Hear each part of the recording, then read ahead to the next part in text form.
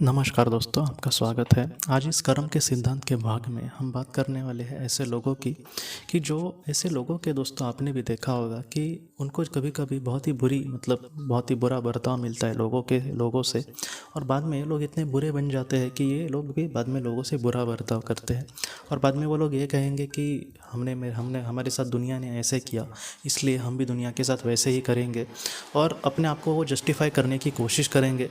और कुछ ऐसे भी लोग होते हैं जो इनको भी जस्टिफाई करते हैं कि नहीं, इनको अगर बुरा बर्ताव मिला है तो हो सकता है कि इन्होंने अगर किसी के साथ बुरा किया हो तो वो ठीक है। बहुत सारे ऐसे डिक्टेटर जो हुकुमशाह लोग होते हैं दोस्तों, तानाशाह, उन लोगों ने भी अपने चरित्र में बहुत बार ऐसे ही कहा है कि मुझे भी दुनिया से बहुत बुरा व्यवहार मिला बचपन में, इसलिए बाद में हम लोग इतने क्रूर हो गए। तो इन सारी चीज़ों को हम किस तरीके से देखें। अगर इनको ऐसा बुरा बर्ताव मिलता है, लोगों से नाइंसाफ़ी मिलती है, तो अगर ये भी किसी के साथ बुरा करते हैं तो इसका उसको पाप नहीं मिलेगा क्या? उसको पाप नहीं लगेगा क्या? इन सारी चीज़ों को, जितनी बातें मुझे पता है दोस्तों, हम डिटेल में देखने की कोशिश करेंगे। तो सबसे पहली बात कि इनके जीवन में आखिर दुख क्यों आता है। बहुत बार दोस्तों आत्मा जो है वो ऐसे दुख का चयन करती है जहाँ पर संघर्ष भरी जिंदगी उसके सामने आ जाए। जैसे हमने सूरदास की जो कहानी है जीवात्मा जगत के नियम, यहाँ पर देखा था कि उसके जीवन में उसके करीबी आत्मा थी, वो जो बहुत ही अच्छे से उसने अपने आप में विकास किया था और वो आगे चली गई थी। इसको भी उतने ही विकास करके वहाँ पर उसके ही समुदाय में जाना था।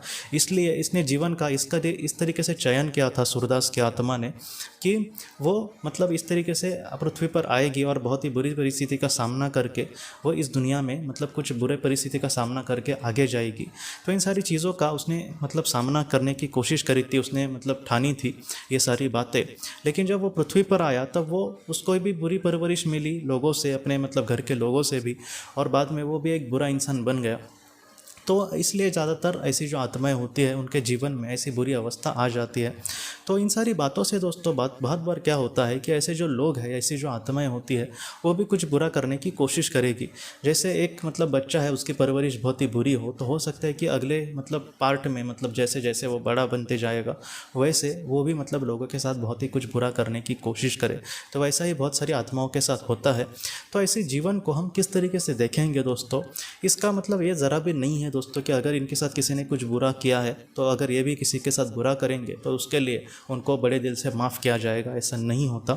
एक तो उनके जीवन में इसलिए दुख आया है क्योंकि हो सकता है कि पहले भी उन्होंने कुछ किसी के साथ बुरा किया हो, या फिर इनकी आत्मा ने ऐसे संघर्ष का जीवन इसलिए चयन किया हो क्योंकि और सारी बातें उस वक्त उस आत्मा के लिए बहुत ही ज़्यादा महत्वपूर्ण लगी होगी। तो इसका कारण ये है। लेकिन पृथ्वी पर ऐसा ज़रा भी कुछ नहीं है दोस्तों कि उनके साथ हमारे साथ कुछ होता है इसलिए हम दूसरे को दुख दे। इस बात को हम कभी भी जायज़ नहीं ठहरा सकते। अगर हम अपने स्वार्थ के लिए या फिर किसी चीज़ के लिए दूसरे को अगर दुख देते हैं तो उसका पाप उस इंसान को लगेगा ही। जहाँ पर स्वार्थीपन से हम कुछ कर्म करते हैं, या फिर कुछ ऐसे आतंकी वगैरह आज भी देखे होंगे आपने कि जो स्वार्थ के लिए ही सब कुछ करेंगे लेकिन किसी और का नाम बोलेंगे, या फिर हम अपने कौम के लिए कर रहे, या फिर लोगों को ऐसा हम अच्छी ज़िंदगी बाद में देंगे इसलिए हम कुछ करने की कोशिश कर रहे। तो अगर उनको अच्छी ज़िंदगी हमें लोगों को देखनी है या फिर अमन अगर लाना है, बहुत बार मैं भी ये भी सोचता हूँ कि सुनता हूँ कि अमन की बातें करेंगे। अगर आपके दिल में ही अमन है इतना तो आप क्यों आज हिंसा फैला रहे हो। तो ये जो सारी चीज़ें हैं, हम किसी के लिए कहने जाए ऐसे आतंकी लोगों के लिए तो वो हमें कुछ अपना कुछ बातें कहेंगे। और ये जो सारी चीज़ें हैं इसमें वो अपने आप को बहुत ही अच्छे से जस्टिफाई करेंगे कि नहीं, हम अगर ऐसे किसी चीज़ के लिए खून बहाते हैं तो वो जायज़ है, ऊपर वाला हमें माफ़ कर देगा। ऐसी चीज़ें नहीं है दोस्तों।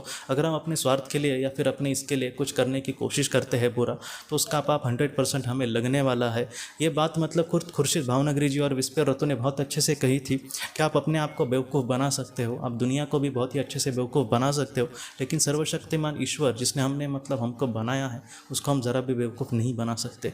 इसलिए जितना हो सके दोस्तों, हमें दुनिया से किसी भी तरह का बर्ताव मिले, मैं आपको सच कहूँ ना दोस्तों, तो जो एक अच्छा इंसान है, जो विवेक जिसके अंदर विवेक है थोड़ा भी, मैं ज़्यादा भी विवेक की बात नहीं करता, उसको अगर दुनिया से बुरा व्यवहार मिला ना तो ऐसा इंसान उल्टा दुनिया के साथ बहुत ही अच्छा व्यवहार करेगा। उदाहरण के लिए मैं कहता हूँ कि कोई एक बच्चा है और वो समझदार इंसान है, उसको दुनिया से बहुत ही बुरा बर्ताव मिला, उसको बहुत ही ज़्यादा परिस्थिति से गुजरना पड़ा, और वो आज लड़का बहुत ही अच्छा एक बड़ा इंसान बन गया है और वो अपनी ज़िंदगी में सक्सेसफुल है।